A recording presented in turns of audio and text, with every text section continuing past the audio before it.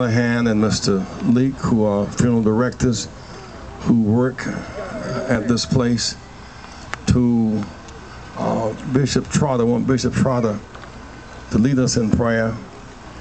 And there are several dimensions that we're trying to put forth our plan. One, Dan Hines has been putting forth the information for legislation. Reverend Senator Meeks is working on carrying legislation next week. When it was tried some years ago, the cemetery owners kicked back and want to remain deregulated. We see what the results are today. These funeral directors are licensed and have to go through several scientific steps to qualify to be directors. The cemetery owners do not have to go through any rigorous oversight process, and they fought for the right to be unregulated, to be unsupervised.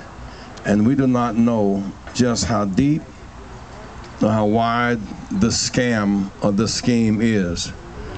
There's some history of desecrating the burial grounds of the poor and the weak. As a matter of fact, there's an African burial ground in New York City. Much of the Wall Street that we know today was built on the bleached lawns of Africans who were the commodities in the commodity exchange as Wall Street was built. Many highways we pass through today pass through the graveyards of the poor. We've known down through the years of graveyard robbers who may have went into a casket that takes some gold, some jewelry, or something of the sort.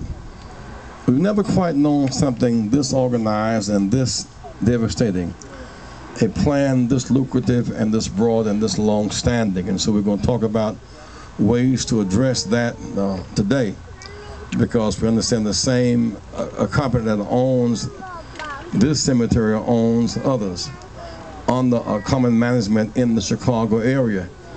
And so if the scheme is working here, it's probably working other places as well. Just how widespread is this practice across the nation? People must visit the resting place of their relatives to find out just what is happening, and right now we do not know.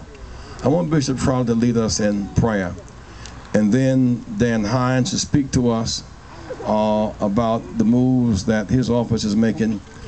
And then Pastor Senator Meeks likewise to share with us steps that must be taken on next week in the legislature. Pastor Bishop Trotter.